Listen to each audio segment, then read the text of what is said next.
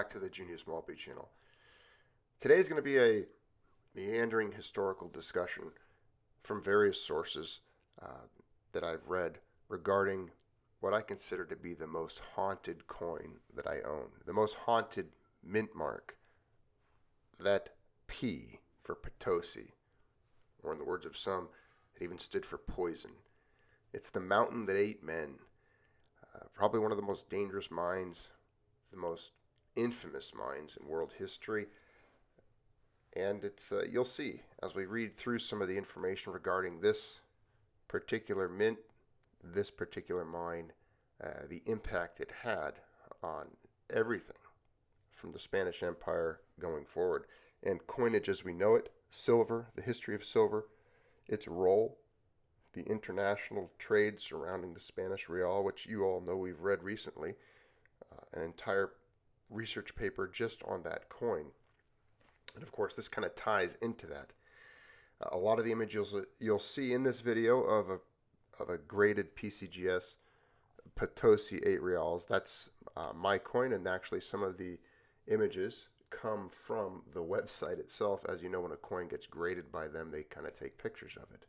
And you'll see some of those scrolling by as we read about the Potosi and its silver. So let's get right to it. This is very interesting stuff. I think many of you will enjoy it.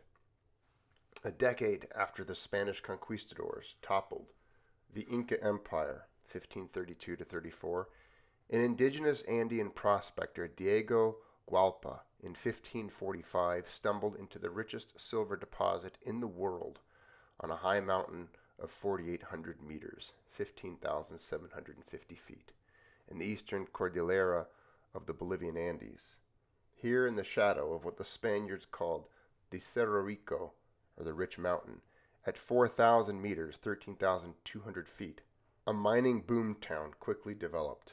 By the end of the 16th century, it had become one of the largest and highest cities in the world, and in 1561 Philip II of Spain decreed that it should be known as the Villa Imperial de Potosi. Peru already had a reputation as the source of unfathomable treasures, thanks to the ransom in gold and silver gathered for the Inca Emperor Atahualpa, seized by the conquistador Francisco Pizarro in an ambush at Cajamarca, which had amounted to 1,000,000 pesos of fine gold and silver when melted down. A similar amount was seized from the Inca treasury of Cuzco. Pizarro ordered Atahualpa executed by garrote in July 1533. When the Inca treasure arrived in Seville in 1534, it was enough precious metal to upset the money markets in Europe and the Mediterranean. During the 16th century, the population of Potosi grew to over 200,000, and its silver mine became the source of 60% of the world's silver. Between 1545 and 1810, Potosi's silver contributed nearly 20% of all known silver produced in the world across 265 years. It was at the core of the Spanish Empire's great wealth. The Habsburg Holy Roman Emperor Charles V called Potosi the treasury of the world. He was right. Potosi became the engine of an international network which ended Eurasia's bullion famine after 1550 and provided the silver inflows that reached westwards across the Atlantic Ocean from South America via the Isthmus of Panama to Spain and Europe, and to the east from Seville in Spain and Lisbon in Portugal to the Ottoman and Safavid empires, and to Mughal India, and to China under the Ming and Qing dynasties. After 1565, silver from the Americas also crossed the Pacific Ocean to the Spanish entrepot in Manila, in the Philippines, named after King Philip II of Spain, and on from Manila by Chinese junks to the Fujian in China, where the port of Quanzhou was one of the world's busiest shipbuilding and commercial centers of overseas and coastal trade, with more than 100,000 Arab traders living in the area. From the 1550s, Potosi was at the center of the first explosive development of global intercontinental exchange, creating the first true globalized economic and trading network. In effect, it created the first global currency of exchange, the pieces of 8, each with the mark P for the Potosi Mint established by the Viceroy of Peru, 1569 to 1581, Francisco Avras de Toledo, in 1574. The most famous image of the Cerro Rico came from the much-copied 1553 woodcut illustration published in the Crónica del Perú by Pedro de Cieza de León. By 1580, an Ottoman version of the Cerro Rico of Potosi was depicted in the Tari Hind el Garbi. In 1602, the Italian Jesuit missionary Matteo Ricci and his assistant Li Zizao marked the Potosi Mountain, Bei du Zishan, on their world map for Wanli, China's emperor. The great silver and tin veins of Bolivia's eastern caldera are the richest of both metals on the world. The Red Mountain is still producing silver, tin, zinc, lead, and other metals. The silver-rich veins of the Cerro Rico are about a meter wide on average, and the vines dive steeply into the mountain from the surface. Within decades, the miners reached the water table at 400 to 500 meters depth. The rich surface silver ores at Potosi were processed initially by smelting. Using stamp mills powered by mules or water wheels, the silver ore was crushed to gravel and then smelted in blast furnaces with lead and lead oxide. 6,000 such furnaces, guayara, set on pedestals to capture the wind, covered the hills around Potosi during the early years, burning wood, charcoals, and llama dung. The air blast was provided by sheep or goat skin bellows. The water came from the warm mineral springs on the road to Oruro, where the Ojo del Inca, the Inca's baths, at Tarapaya provided the regents to the dozens of early refineries. The massive salt beds of the Salar de Uyuni, the world's largest salt flat, was several days' walk away. The silver-gold alloy produced in the early 16th century was first shifted to cupellation furnaces, where the porous bone ash-lined interior absorbed the oxidized lead. The pure silver and gold alloy remaining at the bottom of the couple, where it was separated by a nitric acid method which had been introduced from Germany, then also part of the vast Habsburg domains. The rapid introduction of the most modern technology was a characteristic of these early years of European colonial activity in the Americas. The dramatic rise in Spanish-American silver production in the 1570s was the result of the adoption at Potosi of the patio process of amalgamation of silver ores with mercury, which produced a quadrupling of silver export from Peru in the 10 years between 1576 and 1585. The introduction of the patio method in Mexico about 1554 and is attributed to a merchant from Sevilla, Bartolomé de Medina, who developed mercury amalgamation. The great advantage of the amalgamation over smelting was that it made the exploitation of lower-grade silver ores profitable and greatly extended the range that could be worked, and salt mixed with mercury was used to extract fine grains from silver from what had before been worthless host rock. The silver production process. The ore for amalgamation was crushed to a fine powder and mixed with water and mercury, salt, and impure copper sulfate. The muddy composite was spread out over a stone-paved courtyard, the patio, hence the name patio process. Here it was agitated by a team of mules and then heaped into piles, where it stood for some weeks while the silver ore was separated chemically and amalgamated with mercury.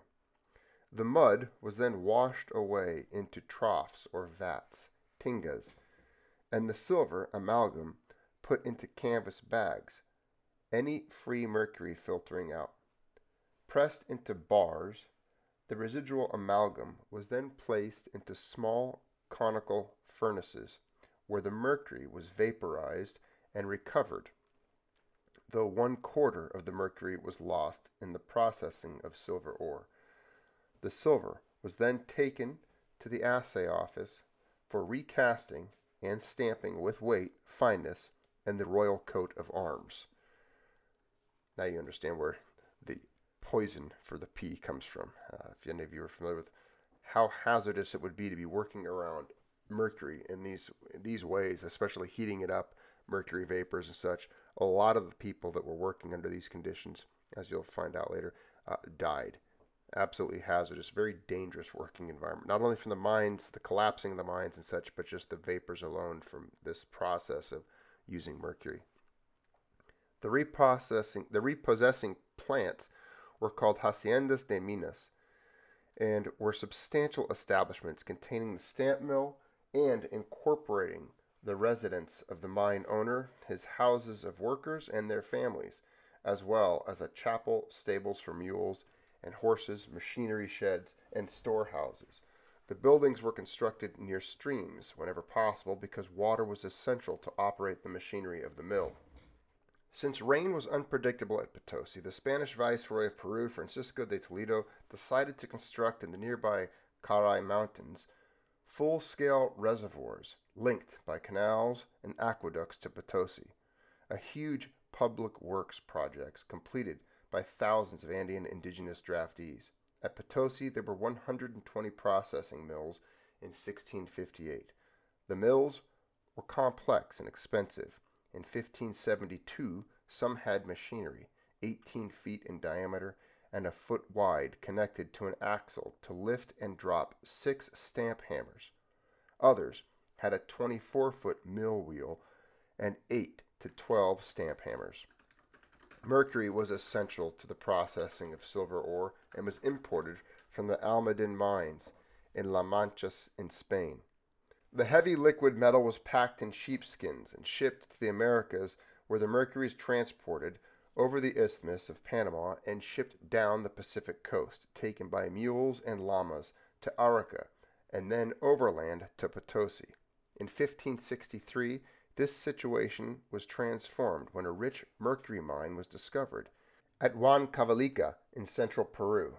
A city was established there by the 5th Viceroy of Peru, Francisco Alvarez de Toledo, in 1572, who called the new settlement Villa Rica de Oropesa, after his title and his hometown in Castile. It is one of the poorest cities in Peru today, with a majority population composed of indigenous peoples. The valleys are 1,950 meters above sea level.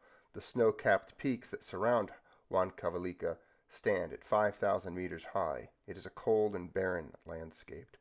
The Spanish crown appropriated the mines in 1570 and operated them until Peru's independence in 1821.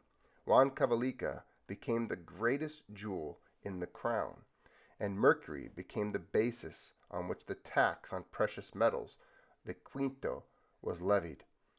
Fernandez de Velasco, a Spaniard who had arrived in Peru from Mexico in 1572, was able to modify the amalgamation process so that the Huancavelica mercury might be applied to the Potosí silver ores.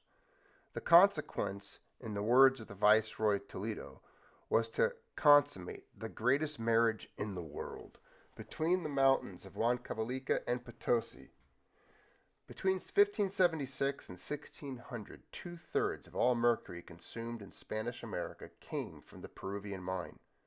Work at the Huancavelica mercury mine for much of the 16th century was above ground using open cast techniques. After 1597, it became necessary to mine underground, and the deterioration of working conditions was rapid. Galleries were haphazard, airless, and full of dust, and few miners escaped permanent crippling from mercury poisoning. Labor in the Peruvian mines was almost exclusively provided by the indigenous population.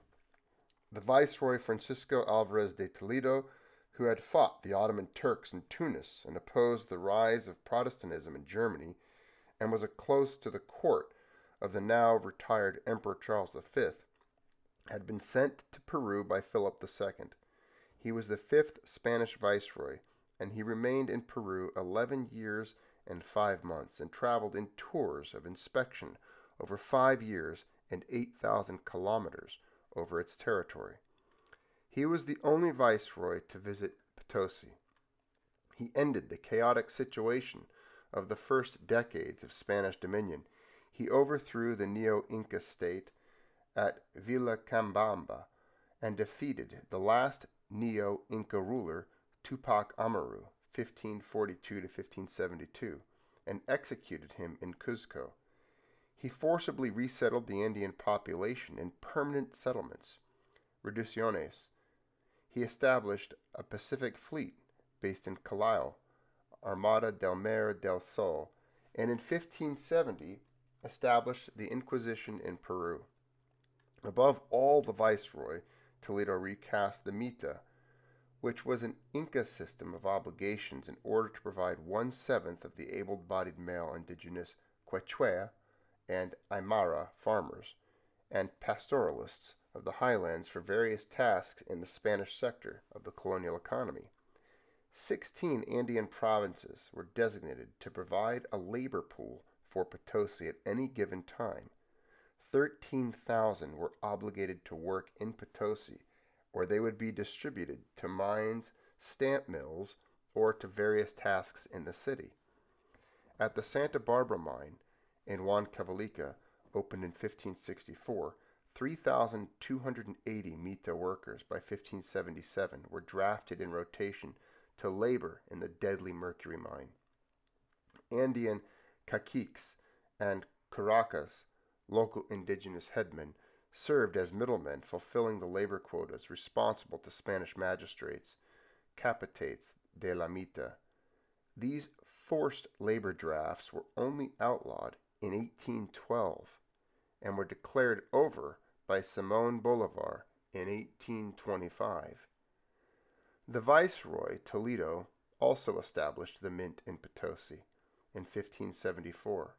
The smelting of coin material and the preparing the coin blanks for stamping was carried out by indigenous draftees and enslaved Africans at the Casa de la Moneda in 1592. 444,000 pounds, or 200,000 kilograms, of pure silver was reported as processed in Potosi, the annual production being about 300,000 pounds, or 136,000 kilograms through the 1640s. The mint mixed private and public interests. The crown officials included the treasurer, assayer, smelter, master of weights and measurers, and the bailiff. These officials were Spanish-born and were required to sign an oath to behave honestly, and they were bonded by leading Potosi households. The hardest tasks, smelting coin metal, cutting and preparing coin blanks for stamping, were carried out by drafted Andeans and enslaved Africans. The silver bars were brought to the mint from the Royal Treasury Office next door, where the Royal Fifth was paid. The coins were made by hand.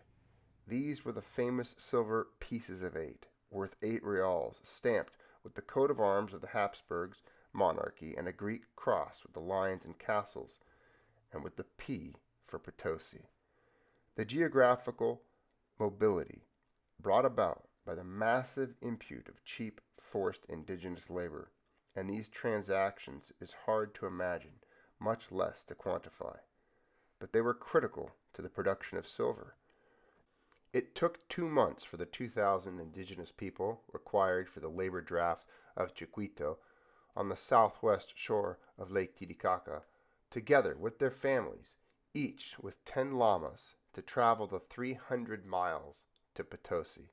Together they composed a small town, 7,000 people and 30,000 animals in transit.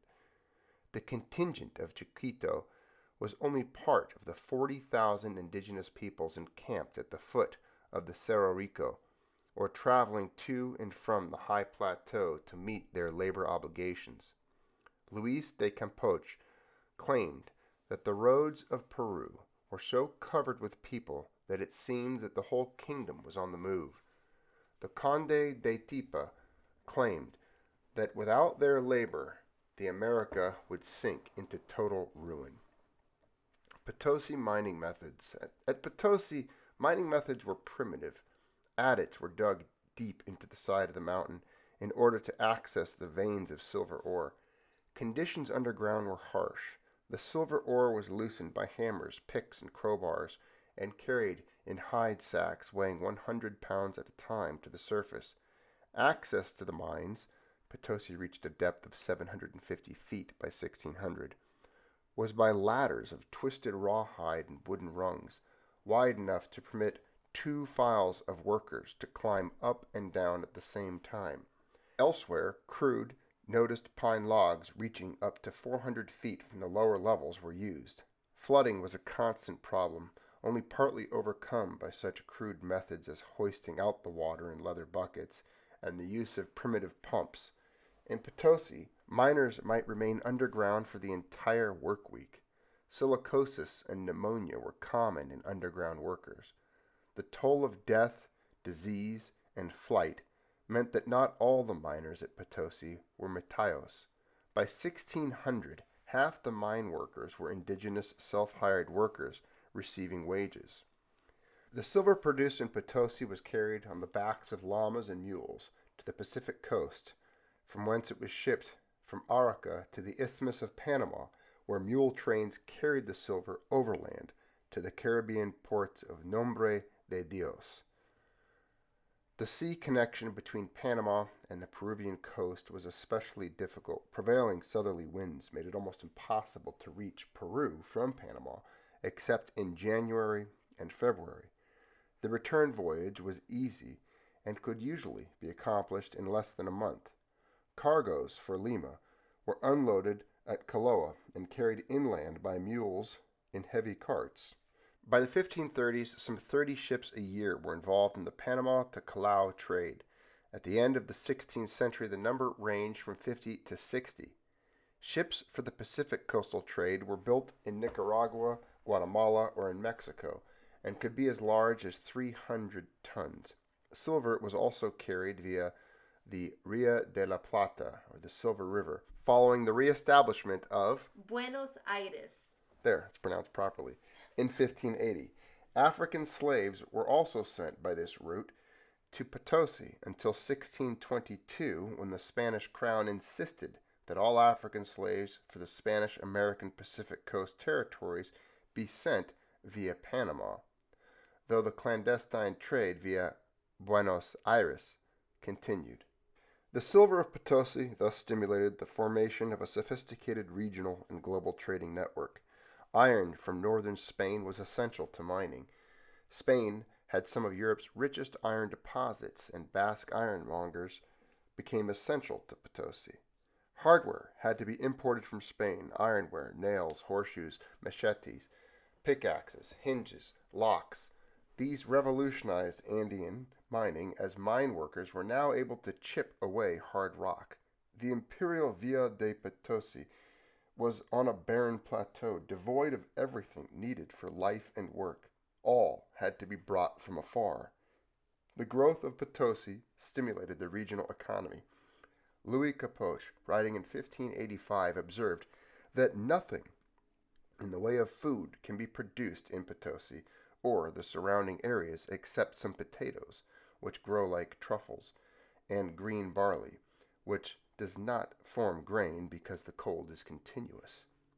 This was an exaggeration, like so much written about Potosi, yet it is certainly the case that the Spaniards needed to overcome formidable obstacles in order to successfully exploit the mineral resources of the high Andes, overcoming obstacles of labor supply, distance, transportation, capital, and technical expertise.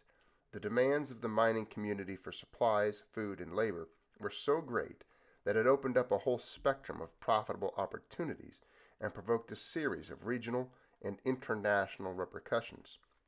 By 1620, the population of Potosi had reached between 100,000 and 120,000 people. making it larger than Seville or Lisbon, and half the size of the greatest cities in Europe. Potosi acted as a magnet for produce and manufactured goods from all over South America and beyond.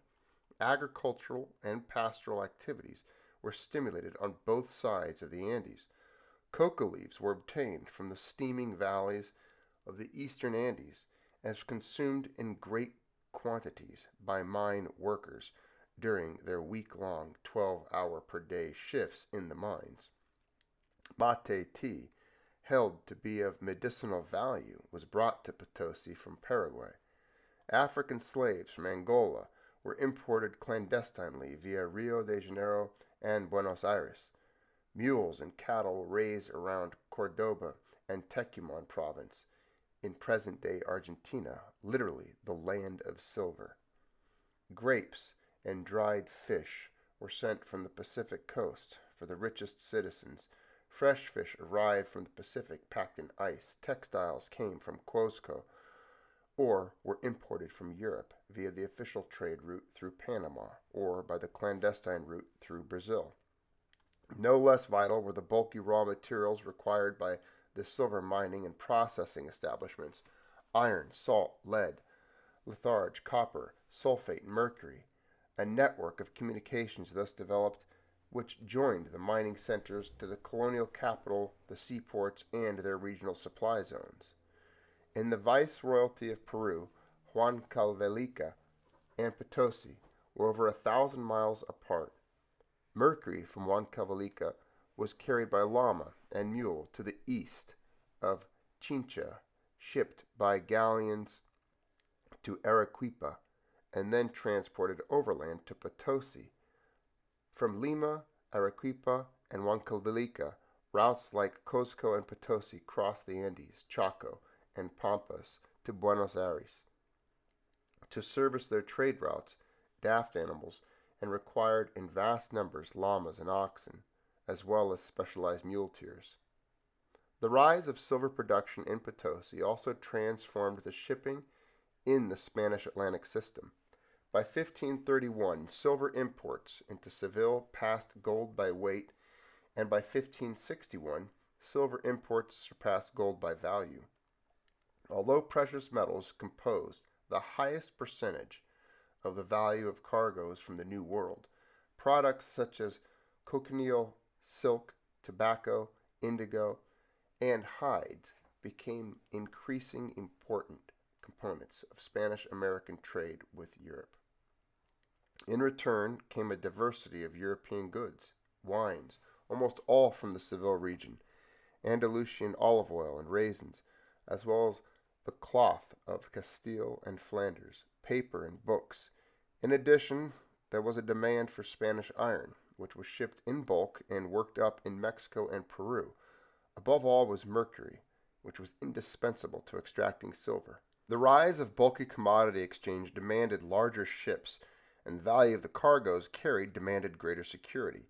After 1559, there was a tacit understanding between France and Spain that beyond a line west of the Canaries and south of the Tropic of Cancer, the European powers were not held to the standards of conduct that governed their relations in Europe.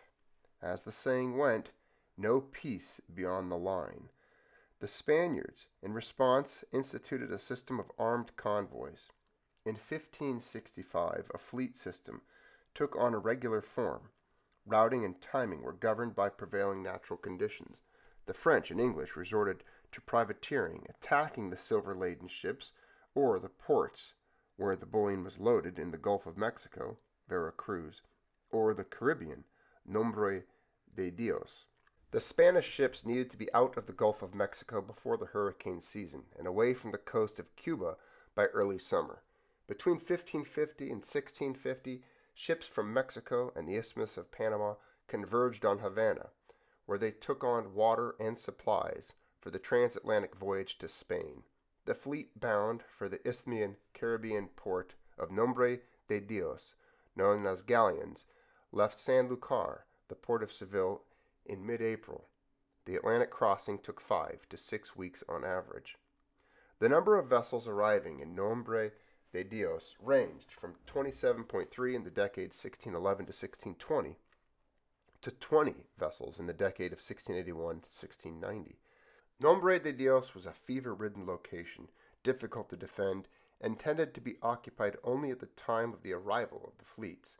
The ships retired once they had loaded or unloaded their cargoes to the well-fortified port of Cartagena on the northern coast of South America. But above all, the silver of Potosi was desired in Asia, India, and above all to China. In 1565, a direct round-trip link was established across the Pacific Ocean from the Americas when the pilot monk Andres de Urdaneta found the long-sought return route from the Far East to Mexico. To get to the Philippines from the New Spain, Mexico, was relatively easy, and the route was established in the 1540s. Ships needed to sail at a latitude of at least 10 degrees north of the equator in order to catch a favorable wind. The voyage took only 8 to 10 weeks. In fact, getting to Manila from the New Spain was a far easier and shorter voyage than getting to Peru from New Spain, Mexico.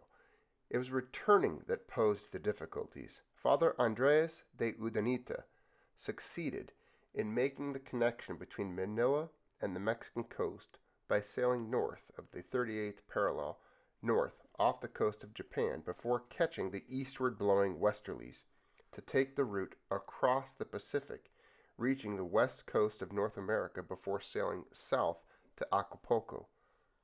Once discovered, this route was followed by the galleons from Manila for over 250 years. The voyage took from 4 to 6 months, and the loss among the crews was as high as 30 to 40%. If the voyage lasted more than 6 months, the ships could become floating coffins. In May of 1657, the Manila galleon arrived off the Mexican coast under full sail, its treasures intact, but with everyone on board dead. But a consequence of the establishment of the Trans-Pacific round-trip route was that 1/3 of the silver produced in Spanish America between 1565 and 1815 went to the Far East by the Manila galleons, complementing the Portuguese-dominated route from Europe around Africa and across the Indian Ocean through the Malacca Straits and into the South China Sea to the mouth of the Pearl River to Macau and Canton. The opening of the trade to the east, and particularly to China, by these two seaborne routes, had dramatic consequences. The products of Asia were of far higher quality than anything in Europe at the time. Silver was critical to European trade with the Orient. The Europeans produced nothing in the way of manufactured goods that the Asians did not produce better, weapons excluded. Silver was in great demand in India and China. Chinese porcelains and silks, damasks and satins were exchanged for Spanish-American silver in Manila, which became a great entrepot because of its fortuitous location at the intersection of two economic systems, the Chinese zone, where silver was expensive, and the Americas, where silver was cheap.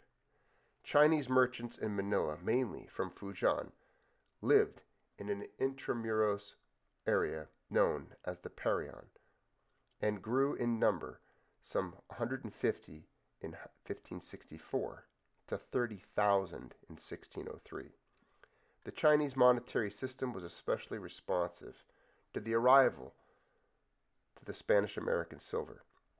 In the 1570s, the Chinese moved from paper money to a silver-based system. China had 1/4 of the world's population and the largest taxing system in the world, and silver became the only acceptable currency for paying taxes. The re-export of silver from Spain to the Middle East, India, and China, from the Acapulco to Manila and on to China, also became profitable for Europeans in comparative terms. Silver-gold ratios, units of gold to 1 in silver, was 1:6 in China, 1:8 in India, and 1:12 in Europe. The Manila galleons made the round trip across the Pacific once or twice a year. Philip II decreed that the ships should be no more than 300 tons. But in fact, the Manila galleons, many built in the Philippines, were huge ships that combined the carrying capacity of carracks and the maneuverability and speed of caravels, reaching 2,000 tons and carrying at times silver to the value of 2.5 million silver pesos. The ships in New Spain, Mexico, were known as the Nao de China, literally, the ship of China. Production of silver from the Cerro Rico grew rapidly, peaking in 1592. The flow of Spanish-American silver to Asia via Europe was facilitated when in December of 1580, Philip II of Spain arrived in Lisbon to claim the crown of Portugal as Philip I of Portugal. He remained in Lisbon for 3 years, overseeing the affairs of his vast empire. Under the terms of approved by the Cortes de Tomar of 1581, which provided legal sanction for Philip II's seizure of the Portuguese crown, the two empires in America were to remain administratively separate. The Union Iberico of the crowns of Spain and Portugal lasted until 1640, and the union of the crowns of Spain and Portugal greatly facilitated the flow of silver from Seville to Lisbon, and from Lisbon to India and China and Japan via the Atlantic and Indian Oceans. Much of the Spanish-American bullion and coin ended up in India and China, and often by way of the ports and caravans of the Near East and Central Asia. The Mughals, like the Ottomans and the Safavids, used Potosí silver to finance their wars of conquest. The Potosi Peace of Eight was the world's first global currency, crossing frontiers and financing trade and wars. But the great Potosí silver facilitated global interconnected trade and finance network did not survive the 17th century. Competition to Spanish domination arose from the Protestant Dutch, and from the French, and from the English in Europe, and in Asia, and in the Americas. By the mid-17th century, Potosi itself was faltering under the weight of declining mines, broken dams, and a great scandal at its core. And Potosi's mint, where a colossal debasement scam undermined confidence in the value of the currency. In the 1630s, debased Potosí silver bars with the Potosi mark were rejected by bankers on the money markets of Genoa and Antwerp. Potosi coins were no longer acceptable in the spice markets of India and Southeast Asia, and in Mughal India, millions of suspected Potosi coins were recycled as rupees. The Potosi P had become a synonym for poison.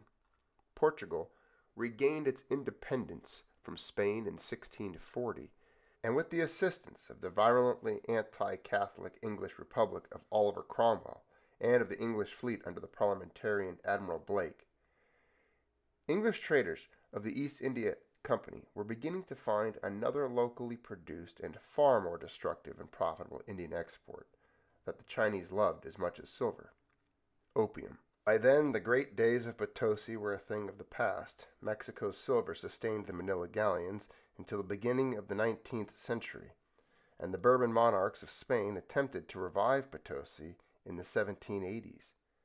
But in August of 1780, the efforts by the Spanish authorities to impose a new Mite regime provoked the Great Andean Rebellion. When Don Elias visited in the 1670s, Potosi had seen better days, but it was without qualification a global city, a site of suffering but also of wonder, a showcase of technological innovation and cultural sophistication. In the 1970s, proponents of dependency theory, most famously Eduardo Galeano in Open Veins of Latin America in 1971, held up Potosi as the tragic exemplum of third world underdevelopment, a hollowed-out periphery. Yet in its own day, Potosi was a recognized center. A 1640 manual by Alvaro Alonso Barba, its greatest metallurgist, was translated and republished for centuries. Numerous painters, poets, and playwrights made the city home. In the decades before the great mint fraud, Potosinos challenged the king, proclaiming that he and the world at large needed them more than vice versa. The end came not as spectacular implosion, but as irreversible decline. Lower taxes and the imposition of a harsher labor regimen lifted silver production in the later 18th century, but the mines were deep and Mercury expensive. Technological fixes failed. Simon Bolivar reached a beaten-down but jubilant Potosi in 1825, but British capitalists, close on the liberators' heels, could not revive the mines. It was local entrepreneurs, small-scale miners and refiners, many of them indigenous, who kept Potosi alive to the end of the 19th century using archaic but trusted technologies, including the methods of Barba. And here we are over 500 years later, looking at the images of a coin of mine struck 1681 in Potosi, during the peak, essentially, of piracy in the Caribbean. I have no idea the story behind my 8 reals struck in Potosi, but I do know that this coin comes with a significant amount of blood, suffering, a tumultuous part of history. I can't imagine the conditions in which the silver that's in this coin was mined, processed, loaded into a ship, and where it went from there, what goods or services it may have acquired over its course of time as money. And here it sits in my possession, this piece of silver stamped with a P, mined in perhaps the most famous mountain in the most famous city of all of Spanish Empire's history, and of all silver coins, in my opinion. Quite remarkable, quite haunted, and it's just a remarkable piece of monetary history, of numismatic history. And when you look at it, it just kind of quietly tells you that it's seen suffering. It's been handled by many who are no longer here, and blood was shed to bring it about. I'm sure there will be more videos to discuss the more detailed facets of history regarding this coin. Perhaps we'll do another one, even elaborating on the scandals surrounding the mint, the debasement of some of the 8 reals at that time in the future. But until then, thank you for tuning in on this story, on this reading of some of the history regarding Spanish silver, the pieces of 8, and the Potosi mine itself.